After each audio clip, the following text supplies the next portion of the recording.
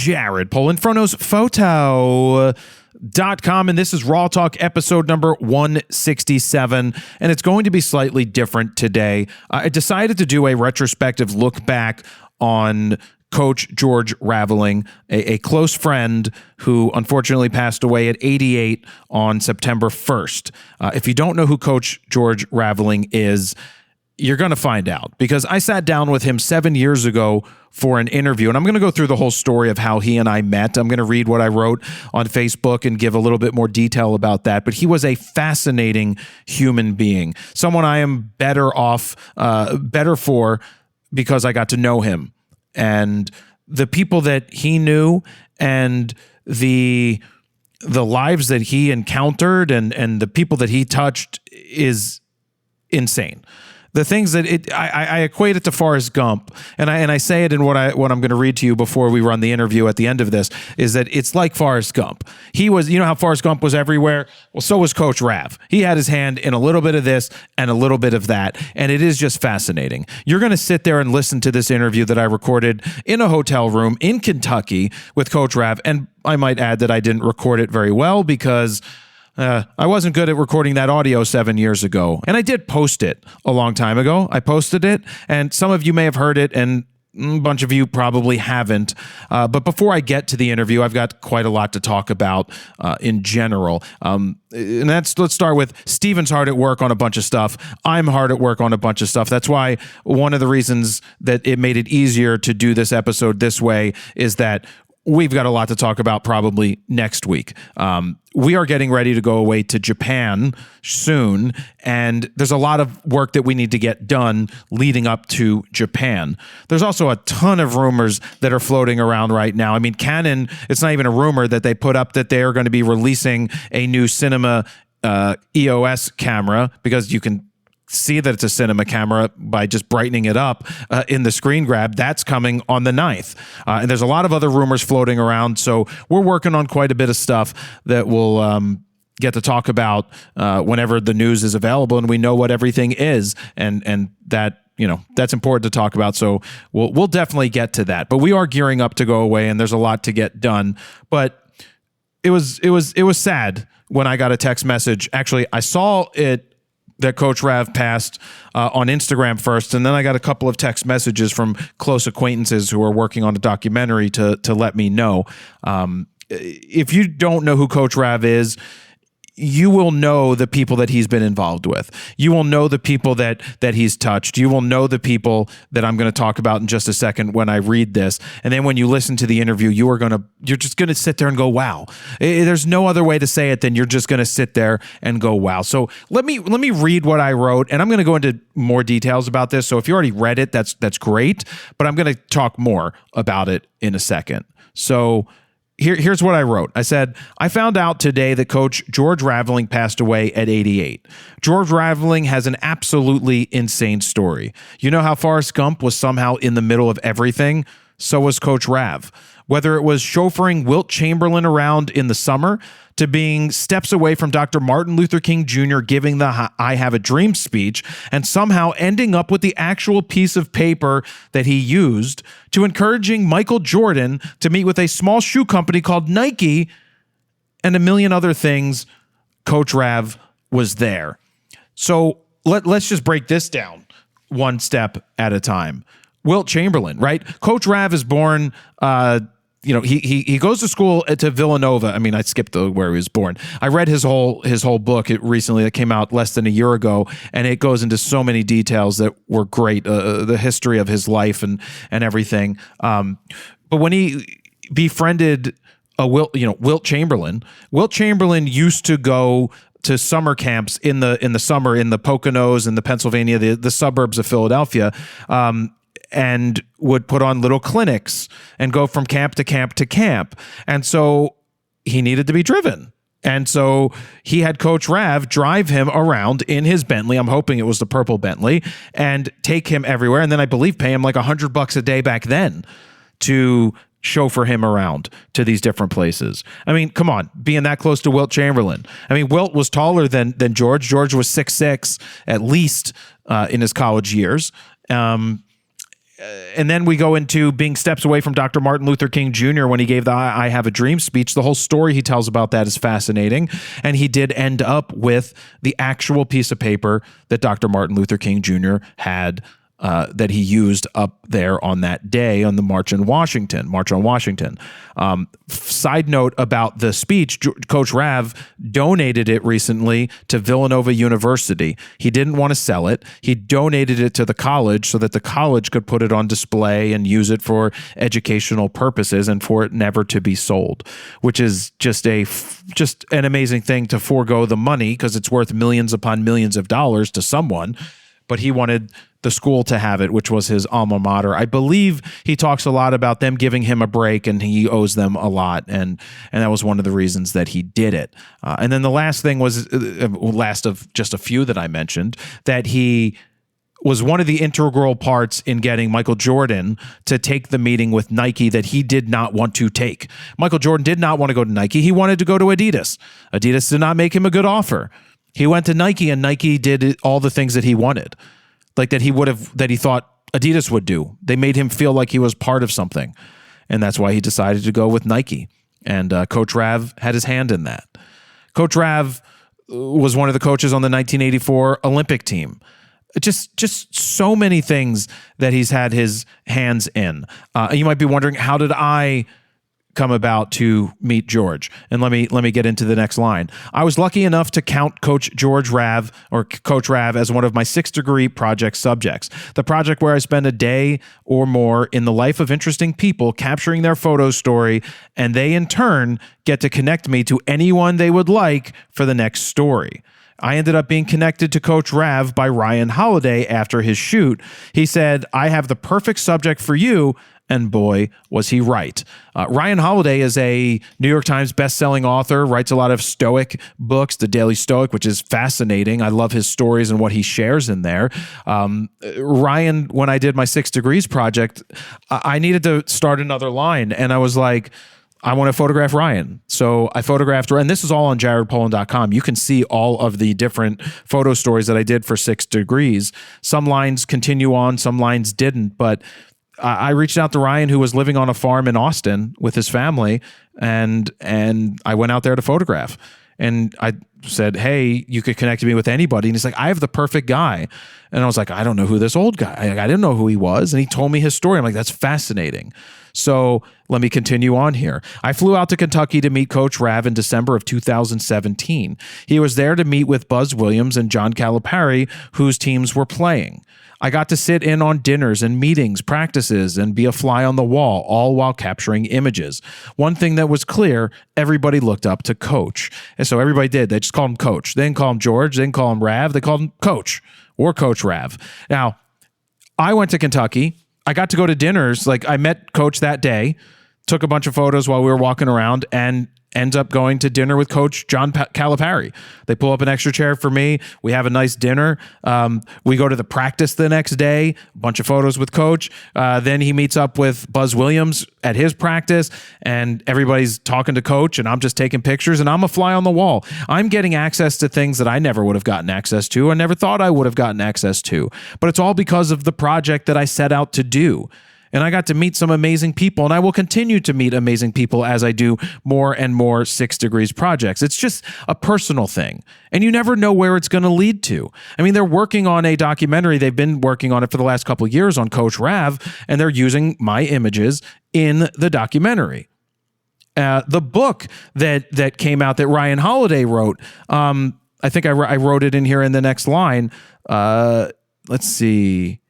What You're Made For is the book that came out, and the back cover of the book is a photo that I took.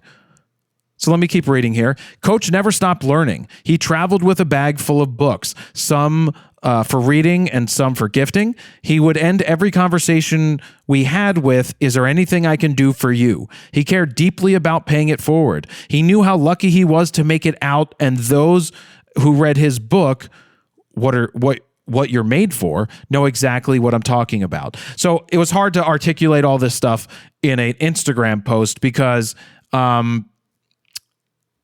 basically what he was saying is that African-American people at that time, males, didn't live past a certain age.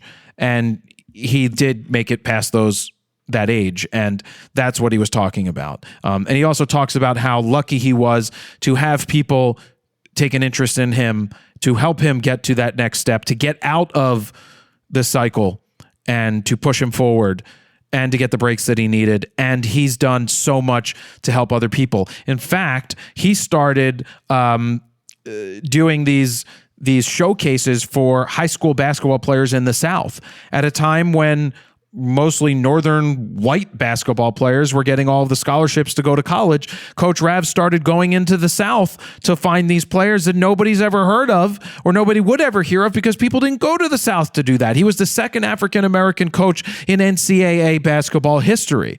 And he went and he started pulling kids out from the South to bring them up and train and teach them and give them a better life than they were having where they were. And then he started overseas with Nike, some sort of showcase to bring overseas players in and change the NBA with the types of players that he was bringing out that were discovered at these things. It's just insane what he has been a part of. I do recommend you check out the book, What You're Made For, if you get a chance. And so I continue to write, I am forever grateful for our friendship. I will leave you with two things. One, the two choices Coach gave himself every morning, and the other, one of the last texts that he sent me. And the quote is, I give myself two choices every morning, to be happy or to be very happy. Those are the choices he gave himself. Hard to live by, but he definitely, he tried. And then the text that I got back from him, or the text that I got from him after in regards to sending him my book 2 and sending him a personal note was, thank you for sharing book 2 with me. You are an extremely talented human being. It's a pleasure to have you as a friend and mentor. God bless you and your family. And then I finished with, thank you for all you've done, Coach. You will not be forgotten. It's amazing where we can go with our photography. It's amazing what cameras can do for us. It's amazing what connections can do for us. You never know where it's going to lead you. With Coach, we didn't extend our 6 Degrees project partly because the pandemic hit, and that made it more difficult. We tried to connect with a few different people. It never materialized, unfortunately, but that's okay. I do cherish the times we had together in person. He would come to Philly. We'd meet up, sit there, have conversations. And the fact that he looked up to me as one of his mentors is crazy. But he definitely left a lasting impression on me. And I hope that when you listen to the audio interview that we had, and there's other interviews. Ryan Holiday has some interviews with him. The 4-Hour Workweek guy, Tim Ferriss, has some interviews with Coach Rav. You're going to hear the same stories through most of them, but you never know what nugget of information you're going to pick out from it. And I do suggest you seek out more information about Coach Rav and other podcasts that he's been on to just learn the story. And yeah, I was privileged enough to be connected with him and to learn from him and to become a friend. And it's crazy, me in my 40s and he was in his 80s and he considered me his friend and I considered him mine. And so with that, let's roll the audio for the Coach Raveling interview that I did in 2017 in December in Kentucky. And that's it. It's going to end there, and I'll sign off now, but I hope you guys enjoy the interview, and we'll be back next week with Steven and a lot more to talk about. So thank you very much for listening. Jared Polin, FrontNosePhoto.com. Enjoy this interview. All right, Coach. Thank you for doing the project. I'm happy to be with you. Always good to make a new friendship. Yeah, so where did you get your start with basketball?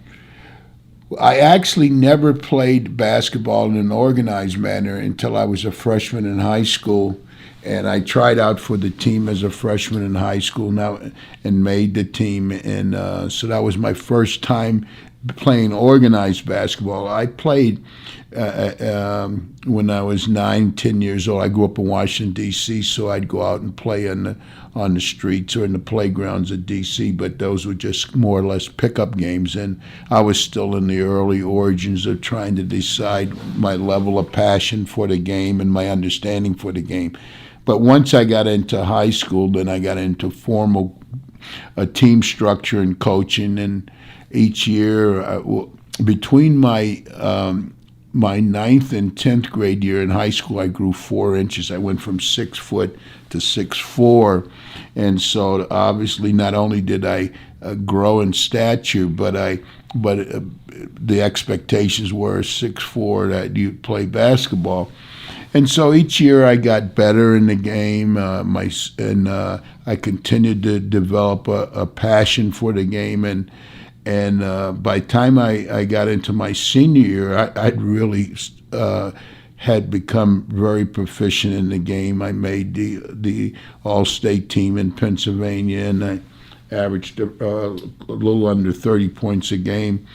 And so for the first time in my life, I realized that I could, one, that I could go to college, and two, that I could get a scholarship. So during my senior year, I started to get some scholarship offers, and I ended up accepting a scholarship to Villanova. And little did I know that when first time I picked up that basketball and tried out for the high school team, that it was going to be a transformative moment in my life. And so basketball actually became my GPS. It got me through the rest of my life and opened all doors and provided opportunities for me that I never imagined that would be available to me. So basketball was the vehicle that transported me through the rest of my life and continues to do so. The game, I've been truly blessed by the game. There's no question about that. Who did you look up to when you were playing? Well, in those days, a young person's aspirations really were not.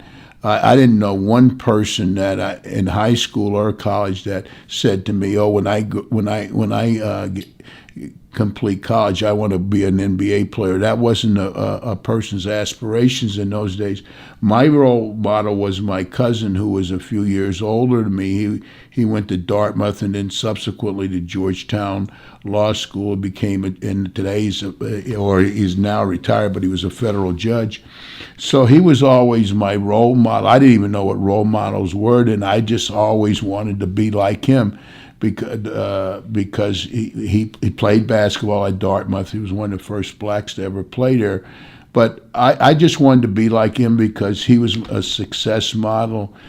He participated in sports, but he was also outstanding in the classroom. And so I tried to always emulate him as a person. I came along at Villanova. I went to Villanova 56 to 60, so I was in Philadelphia during the early stages of Wilt Chamberlain's career, starting at Overbrook and then on to Kansas and into the professional ranks. And so what an interesting story. Wilt and I became really good friends, and so one summer he was doing a bunch of camps up in the Catskill Mountains. Harry Litwack? Well, Litwack was, but Kutcher's Country Club. That was a big stop there. In fact, they ended up for years having a Maurice Stokes game there. And so Will was going to do these series of camps throughout the Catskills. And so one day when I was over at his house, he said, "Hey, you want to make some money?" And I said, "Doing what?" He said, "I got to do these camps, and if you want to be my driver and go along with me, I'll pay you $100 a day." Well, $100 a day in those times was a lot of money, and so I got a chance to get to know Wilt really well, but it was an opportunity for me to get out. I'd never been in a setting like that, so I met a lot of interesting people. I learned more about the game, but the most valuable thing was just the authentic friendship that we developed over the years, and we stayed in touch right up until he died. And the thing about Wilt was he was not at that time what I guess we'd say was a freak of nature. I mean, he was an outstanding volleyball player. He was on the track team at Kansas High. Yeah, Wilt was an authentic athlete. He was not just a 7-footer, and And so I followed his career. We stayed in touch right up until the time that he died. And I don't know of anyone in my life that I had a friendship with that was kinder or more giving than Wilt. Not just giving him material things, but I mean just giving of his love and his compassion, and always interested in what you're doing. And so that was one of the special gifts that I think that I derived from my participation in basketball. I met a lot of wonderful people who had a positive impact on my life through the game of basketball. So the game has been far too good to me. So we talked about this a little yesterday. The greatest of all time. Well, I lived a lot longer. Obviously, I'm 80 years old, so I've lived a longer life than most of the young basketball devotees today. And so they always ask me who I think is the greatest player of all time. And I have a very, very close relationship with Michael Jordan. I got to know Michael really well in '84. I was assistant coach of the U.S. Olympic team, and so Michael was obviously the best player on that team and won the gold medal in L.A. And so there's not a bigger Michael Jordan fan in the world than me. But honestly, and I've said this to Michael, to me the greatest player of all time was Wilt Chamberlain, and I think there's lots of evidence to support that. Nobody in the history of the game constituted more rule changes than Wilt did. He still holds a whole host of NBA records. He scored 100 points in the game, averaged 50 points in a season. But it's just the impact that he had on the game, and in my opinion, I think he's the greatest player to ever play the game. Sure. And how'd you get into coaching? By accident. I finished Villanova in 1960. At that time, it was not called a business school or the School of Business. It was called the School of Commerce and Finance. And so I graduated in '60 from Villanova with a BS in economics, and I started out working for Sunoco as a marketing analyst. And by the second year, I really didn't feel intellectually challenged. And I just couldn't see myself doing that for a lifetime. And the coach at Villanova at the time was Jack Kraft, and he kept trying to talk me into being his assistant. But I just said, I don't want to coach. It's not.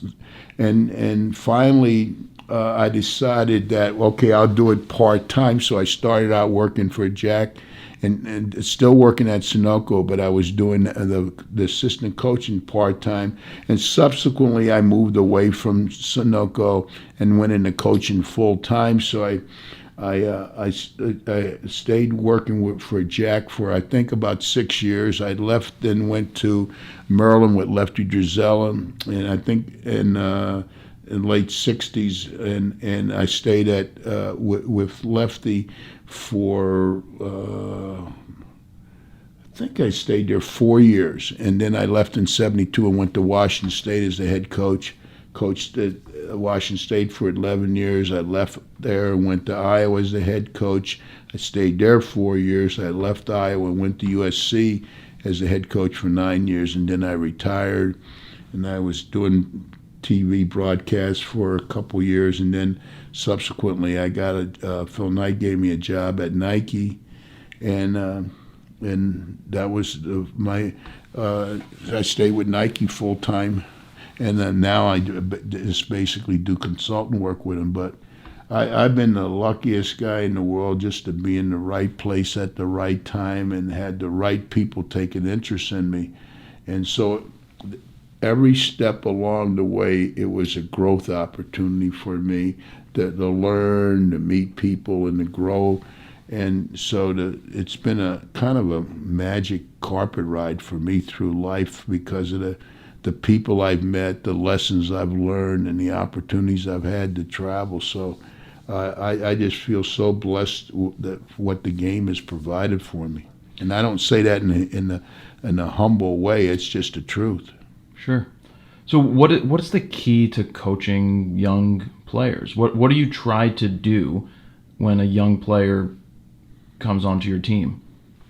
I think coaching is a continuous evolution.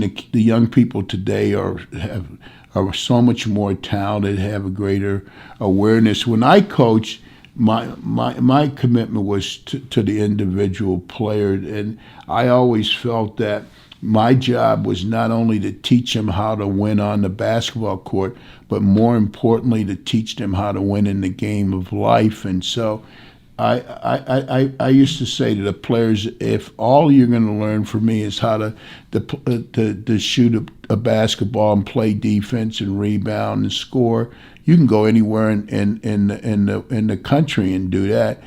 At the end of the day, I want our 4 years together to be a unique experience. In those days, there was no such thing as one and done. So I had a unique opportunity. One, someone sending me their most precious possession, their child. And so I theorized, okay, you're sending me a boy and you want me to send you back a man. So my responsibilities as a coach was not to keep the confines of my coaching to the basketball court. It had to be a broader. So I not only tried to coach the players as to how to become outstanding athletes, but how to become responsible citizens. And I took that seriously. And so while I wanted to win on the court, I felt that the end of the day, the ultimate litmus test was, did I prepare them to win in the game of life? So that was always my theory, and if I went back into coaching, that would still drive my thought process and my coaching techniques. Sure. And I know that you read a lot, and you seem to stay up with technology. How important has it been to stay up with technology and reading? Well, I feel so challenged now intellectually with technology because I tend not to spend much time with adults because when I hang around with people my old age, they want to talk about the past, and I need to prepare myself for the future. So I tend to hang around and learn from younger people because they are the future. And so the greatest challenge I have at 80 years old is to try to find out what I don't know, but I need to know to stay relevant in these contemporary times. And so it's been a challenge for me to continue to refine my skills technologically. And so I try to read as much as I can. I ask as many questions as I can. And I still feel severely challenged in this technological age. But as long as I can feel that I can remain relevant, and I'm fine, and I find that something that someone said in a sociology class that I took one time: association brings upon assimilation. So I interpret that to say if you take on the characteristics of the environment that you're in, and so I try to stay around young people because they energize me.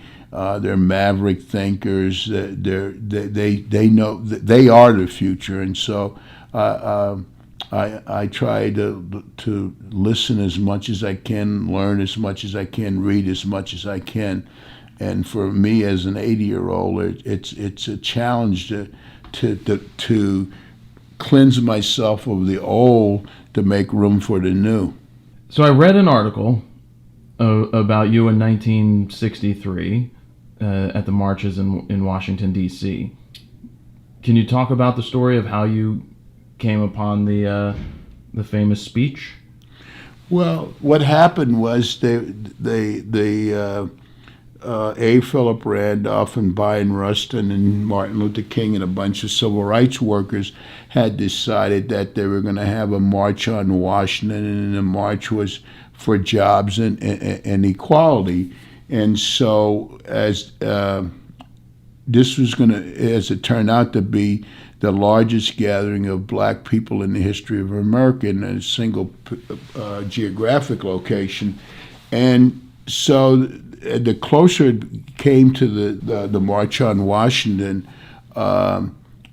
I was one of my best friends at the time. His name was Warren Wilson, and his dad was a very prominent dentist in Wilmington, Delaware. And so I was having dinner that Wednesday night at their house, and it was on television about the march. And so Dr. Wilson asked us if we were going to go, and we said no. I had already was graduated from Villanova at that time, and so he asked us why not, and we said, well, we didn't have any money or way to get there. So he said, well, I think it's going to be a historic thing. You need to be there. And so he had 2 cars, so he said, I'll give you the use of the car and give you the money to go down. So that Friday we drove down there and found a hotel room, and the night before we drove down just to make sure we knew how to get there. And when we were walking around the monument grounds, we ran into a guy, and he said, are you guys coming tomorrow? In the conversation, and we said yes. And he said, he looked at us, we were both 6'4", so he said, well, would you guys want to volunteer? And we said, for what? He said, to be security guards. And so we said, yeah, we'll volunteer. And so he said, okay, come down tomorrow, we'll meet you at 9. So we had gotten up early. We got down there about 8:15, and we ran into him. And he said, he looked at us again, and he said, we're going to need double the security that we thought we were going to need, especially up at the podium. And so we were going to assign you guys to be security people up at the podium. And so they had this plan for security of the people up on the dais, and if a demonstration broke out, how to get them off back through the back way of the Lincoln Memorial. And so once the day started around 9 o'clock in the morning with the speakers, and they went all day, and King was the last speaker. And so when, of course, he gave his speech, and actually the interesting part about it is the "I Have a Dream" part was not part of the original speech. Every speaker had to submit their speech in advance, and they didn't want any exclamatory speeches that were going to get the crowd all riled up in that. And so James Baldwin, he wouldn't. They recommended changes. Baldwin wouldn't do it, so he wouldn't allow him to speak. And John Lewis, they made him change his about 8 or 9 times. And so the speech that King submitted, he delivered until he got to about 3/4 of the way toward the end. And Mahalia Jackson, who was sitting up on the dais, she had been with Martin Luther King at some of his other rallies in Selma and in Detroit. She had heard him do the "I Have a Dream" part, and it became one of her favorites. And so just as he gets toward the close of the speech, she says to him, "Tell him about the dream, Martin. Tell him about the dream." And so, being the last speaker, everybody was held to 5 minutes, but he was the only one who exceeded it. So he ad-libbed the "I Have a Dream" part in it, really. And if the original speech had no title, so what happened when it was over? Obviously, it captured the passion and imagination of everybody. And so when it was over, he started to fold the speech, and so the security were to close in, and so that he was well protected, and so I ended up right to his left, and so as he was folding that, for some reason I have no. Everybody said, "Well, what did you have a plan?" No, I just said, "Dr. King, can I have that copy of the speech?" And he turned and handed it to me. And so just as he did, the rabbi was doing the benediction. He said to Dr. King, "Oh, that's the greatest speech I ever heard." So King's attention shifted to him. But that was 50 years ago. No one knew that the speech was going to take on the historic context that it did. So when it was over, the civil rights leaders went over to the White House to meet with the president. And when they walked to the Oval Office, President Kennedy said to Dr. King, he said, "Dr. King, I loved your 'I Have a Dream' speech." So the media picked it up and put the title "I Have a Dream" speech. But if you saw the original speech, It was not, the I Have a Dream part was not part of the formal text. And you can see, as you listen to the audio, you can follow King right along on his prepared text, and then he gets to this one point where he ad-libs that in, and then he goes back and closes out the speech the way he had it written. And so I had the speech for over 30 years. No one, even my wife, didn't even know. When I was a senior at Villanova, I played in the East-West All-Star game in Kansas City, and they took us out to meet President Truman in Independence, Missouri, and he gave us 2 books that he had written on his presidency. And in there he wrote to each of us his autograph, and mine just says to George H. Raveling from Harry S. Truman, and it has the date in it. So I put the speech inside of one of the books because I knew I'd never throw those books, the Truman books, away, because how many people can say they have a personal autograph book from a president? And so it stayed in there for over 30 years. If you saw the speech, you can still see the crease marks where it's been folded for so many years. And it wasn't until legislation was passed and we had the Martin Luther King holiday in that, and then a good friend of mine, Digger Phelps, knew that I had the speech, and he was working for ESPN at the time. And then when I went to Iowa as the head coach, the Cedar Rapids paper, most of the papers then had a Sunday magazine section that came with the newspaper. So they sent a reporter down to do a story on me, and in doing the interview, he just lucked up and said, "Were you ever involved in the civil rights movement?" And I said, "What kind?" And he said, "Well, what do you mean?" And I explained to him about the speech, and then when he found out I had it, he said, "Well, yeah, where is it?" And I had only been in Iowa for a couple of weeks, and I just bought a home, and I hadn't unpacked all the boxes. So I told him it was down in the basement somewhere in a box. And we went down and found it, and he. So as a result, once he found out I had the speech, he said, "Oh, can I call my editor and get a photographer down here?" So that was the first public utterance that I even had the speech. And then a couple years later, Digger Phelps mentioned it on ESPN. But so over the years, once it was placed in this historic context. One time, Malcolm, in a speech, Malcolm X said that history is best situated to record all man's deeds. And so my interpretation of that is that history ultimately will put things in their rightful perspective. And so it took 50 years, but and now the speech has become one of the more prominent speeches perhaps in the history of America. But for the greater part of those 50 years, it just went unrecognized, and no one even knew that I had the speech. And so it was just one of those situations that once again, to be in the right place at the right time. That's amazing. What do you so you keep that under lock and key? I'm assuming it's vaulted away somewhere. Yes. What do you want to happen with it? Ultimately, to end up in the. I've always said that when I die, I'll leave it to my son.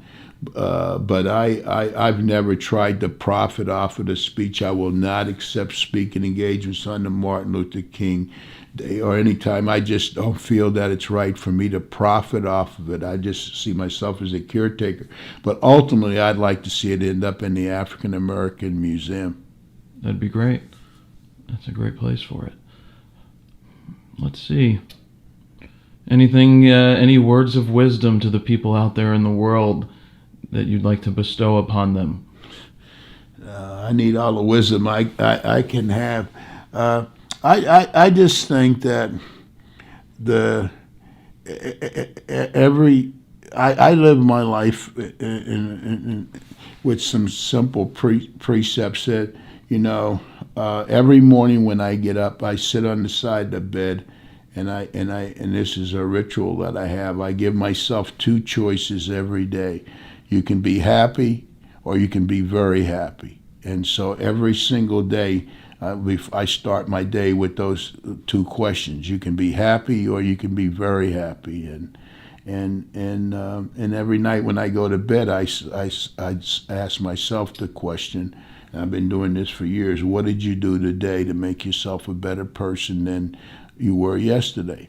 And I think it's a ritual that I hold dearly. I hold myself to those simple circumstances. At the close of the day, I want to say, what did you do today to make yourself a better person than you were yesterday? And then in the morning, I start off with asking myself, giving myself two choices. You can be happy or you can be very happy. And I think you can take control of your life and make it that. That's great. All right. I'm good. All right. I appreciate it. Thank you very much.